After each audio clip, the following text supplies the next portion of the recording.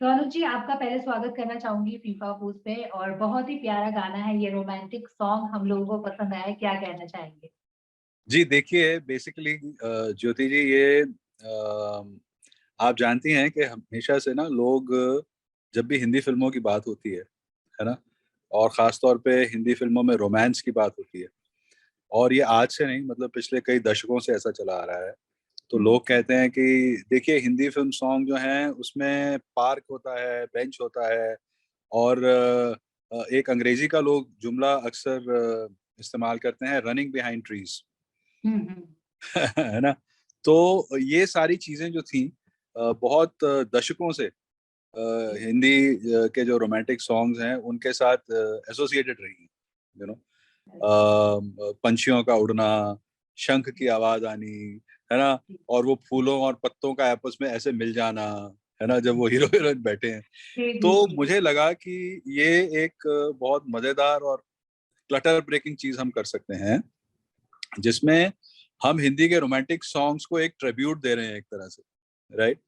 कि एक इनका अपना ट्रेंड है, जो ट्रेंड अगर आपने सॉन्ग देखा हो तो देव साहब के टाइम से लेकर के ऋतिक रोशन तक एग्जैक्टली। भी वो ट्रेंड सेम रहा है ना। तो एक उसकी कंसिस्टेंसी है ट्रेंड की, और एक उसका अपना एक मिठास है, एक उसका एक स्वीटनेस है, जिसकी वजह से फिल्म मेकर्स ने उसको रिटेन किया है इतने इतने वक्त से, यू नो। और ऑडियंस का उसके साथ आइडेंटिफिकेशन बहुत अच्छा है, यू नो। तो एक तरह से मुझे लगा कि एक बड़ा मजेदार हल्का फुल्का आप कह सकती हैं कि डिस्क्रिप्शन है कि रोमांटिक सॉन्ग्स जो हैं हिंदी फिल्मों में, वो जी। एक तरह के ही रहे हैं, लेकिन हर वक्त में हीरोज ने आके जरूर उसका फ्लेवर बदला है, लेकिन उसका जो कॉन्सेप्ट है बाय एंड लार्ज वो ऑडियंस को वही पसंद है और वही चल रहा है, यू नो। सही तो बात। एक इसको हम जेंटल सटायर भी कह सकते हैं, इसको हम एक जेंटल ट्रिब्यूट भी कह सकते हैं हिंदी जी। रोमांटिक सॉन्ग्स के लिए, ठीक है ना।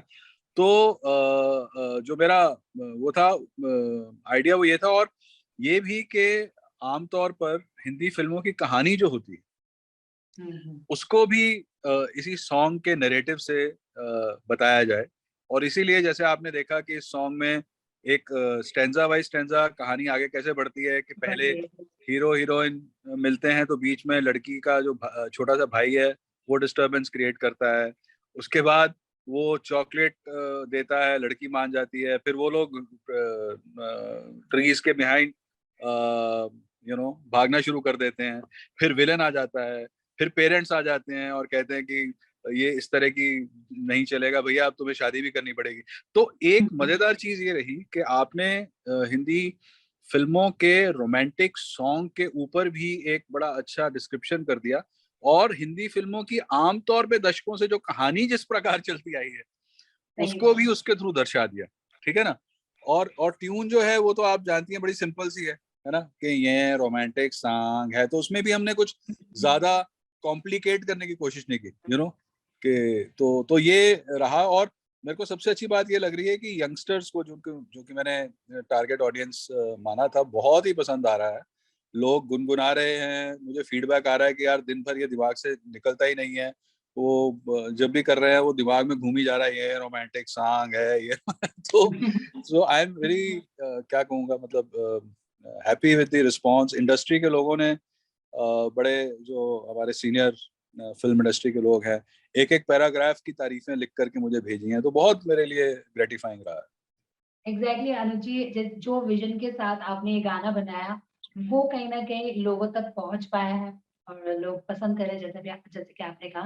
लेकिन मैं आपसे ये जानना चाहूंगी, इस गाने को प्रोड्यूस, गाना लिखा आपने है, गाना गाया आपने है, सारी चीजें आपने की है, तो ये कितना डिफिकल्ट रहा है हर चीजों को मैनेज करना?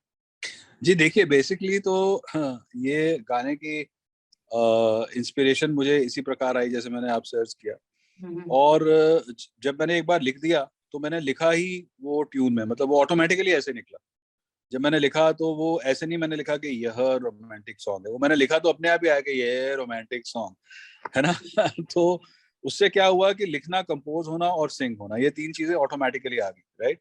और क्योंकि मैं एक्टर और डायरेक्टर तो हूँ ही, तो इसलिए फिर मुझे लगा कि ये इसको इस तरह से करते हैं।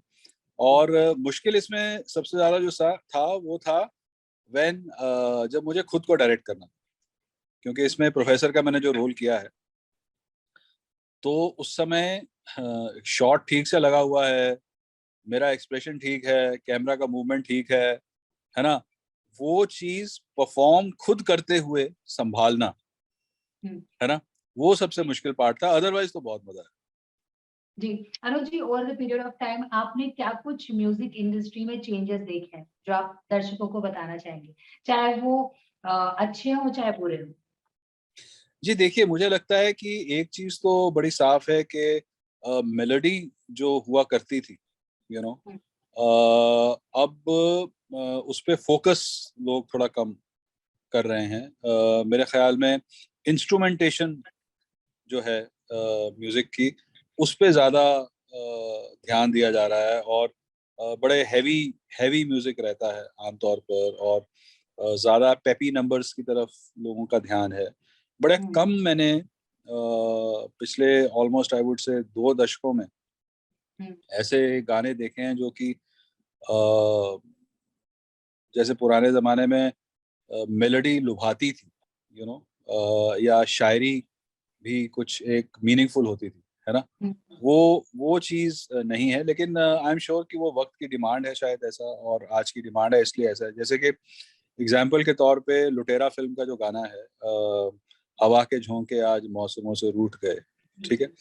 तो मैं उस दिन किसी से जिक्र कर रहा था, मैंने कहा शायद यार, मतलब पिछले 10-15 साल में अगर मैं कहूँ ना कि मैंने एक ट्रूली पोएटिक और मेलोडियस गाना सुना है, तो वो ये गाना है। उसके अलावा मतलब मुझे बहुत बहुत ज्यादा सोचना पड़ेगा कि और कौन सा ऐसा है, राइट। तो लेकिन ये उसका रीजन ये भी हो सकता है कि मुझे खुद को 60s और 70s के वो गाने पसंद हैं जिनमें एक डेप्थ और एक सिंप्लिसिटी हुआ करती थी, है ना। जैसे कि एक आपको मैं बताता हूँ, लव इन टोक्यो का गाना था, मुझे तुम मिल गए हमदम, सहारा हो तो ऐसा हो, जिधर देखूं उधर तुम हो, नजारा हो तो ऐसा हो। देखिए कितनी सिंपल बात है, कितनी गहरी बात है, और उसे बहुत मेलोडी में वो किया गया है। लेकिन आज की डेट में मैंने देखा है कि शायद जब से ऑल्सो रैप का दौर आया है ना, जब से मीका सिंह जी बहुत अच्छा पेपी नंबर्स गाने लगे हैं, है ना, तो शायद जो रुझान है दर्शकों का भी और डायरेक्टर्स का, म्यूजिक डायरेक्टर्स का, वो मेलोडी से थोड़ा पेपी और हैवी इंस्ट्रूमेंटेशन, ऑर्केस्ट्रेशन की तरफ ज्यादा जा रहा जी, जी, जी, सही बात। तो आपको लगता है कहीं न कहीं अभी भी वो ऐसी ऑडियंस है जिन्हें थोड़ा सिंपल और डेप्थ वाली जो गाने होते हैं वो सुनना ज़्यादा पसंद है देन? है। जी जरूर, देखिए उसका मैं आपको एग्जांपल देता हूँ कि आई थिंक एक दो म्यूजिक चैनल्स ने पिछले 2-3 साल में एक्सपेरिमेंट किया था पुराने गानों को लेकर के दिखाने के लिए। और इनफैक्ट आई थिंक एक दो ऐसे शोज थे जिसमें इवन रेडियो पे भी और टेलीविजन पर भी अनु कपूर जी एंकर करते थे पुरानी यादें, पुराने वो सब, जिनकी रेटिंग जिनकी रेटिंग सबसे ज्यादा होती थी, राइट। भले वो रेडियो स्टेशन के वो शोज थे, भले वो किसी म्यूजिक चैनल के वो शोज थे, है ना। तो मुझे लगता है कि वो उसका कारण यही है कि शायद उन गानों की जो कशिश है आज भी, वो शायद ज्यादा है कंपेयर टू जो मॉडर्न म्यूजिक चर्न आउट हो रहा है। जी, जी। और इस तरीके से जो म्यूजिक ट्रेंड एक शुरू हो गया है, इस ट्रेंड को आप किस तरीके से देखते हैं? क्योंकि बैक टू बैक कई सारे म्यूजिक वीडियोज़ आते रहते हैं। देखिए पॉइंट ये है कि जहाँ कंजम्पशन है वहाँ डिमांड है। तो अगर कमर्शियल सेंस बन रही है इन लोगों को जो बना रहे हैं म्यूजिक वीडियोस, तो उन्हें बनाना चाहिए। और जितने लोगों को पसंद आ रहे हैं, लोग कंज्यूम कर रहे हैं, लोग उसके व्यूज ले रहे हैं, तो why not, you know. But ये है जरूर कि जैसे मैंने एक छोटी सी कोशिश की है कि मैं तो हमेशा ये मान के चलता हूँ कि कुछ अलग अगर करें तो हमेशा अच्छा होता है। जैसे कि सब टीवी में जब मैं था तो मैंने रिस्क लेकर साइलेंट कॉमेडी किया था। जब तक तब मतलब इनफैक्ट मिस्टर बीन के अलावा दुनिया में कहीं साइलेंट कॉमेडी किसी टीवी चैनल ने नहीं किया था। तो हमने वो रिस्क लिया, लेकिन वो बहुत सक्सेसफुल हुआ। तो मैं हमेशा से मान के चलता हूँ, मैंने अपना भी ये जो गाना भी किया है जैसे आप जानती हैं, ये बिल्कुल अलग है जो आप अभी देखते हैं, सही बात है। से बहुत ही अलग है। इनफैक्ट मुझे एक बड़े दिग्गज हैं फिल्म इंडस्ट्री के, उन्होंने फोन करके बड़ी प्यारी बात की। उन्होंने कहा यार वो एक जमाने में 20 साल पहले हमने गाना सुना था, आओ सुनाऊं तुम्हें अंडे का फंडा। तो उन्होंने कहा उसके बाद अब मुझे एक ऐसा गाना सुनने को मिला जो बिल्कुल ही डिफरेंट है, और लुभाता है। तो वो बड़ा अच्छा लगा सुनकर मुझे, क्योंकि मेरा यही हमेशा से कोशिश रही है कि इनोवेशन, कुछ अलग, कुछ डिफरेंट। अब आने वाले दिनों में हम आपकी तरफ से क्या कुछ नए म्यूजिक वीडियोस देखने को हम मिलेगा आपकी तरफ से? जी देखिए, ये जैसे मैंने अभी रोमांटिक सॉन्ग डिस्क्राइब किया अपने तरीके से, वैसे ही मैं आने वाले वक्त में मेरे पास 4 और हैं ऐसे, जो कि अलग अलग फिल्मों के जो जॉनरास हैं उनको टैप करते हैं। जैसे कि यहीं तो आइटम सॉन्ग है ना, तो वो एक आइटम पे होगा।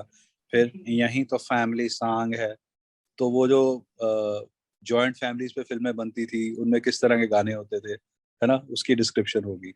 फिर यहीं तो डांसिंग सॉन्ग है कि किस तरह से हम लोग एक्सरसाइज को डांस की तरह डिफाइन करते हैं। नहीं, मतलब ऐसे ही होता है ना कि 2 पुल अप्स, 2 पुल डाउन्स, जी है जी ना, जी। And actually it's dance, right?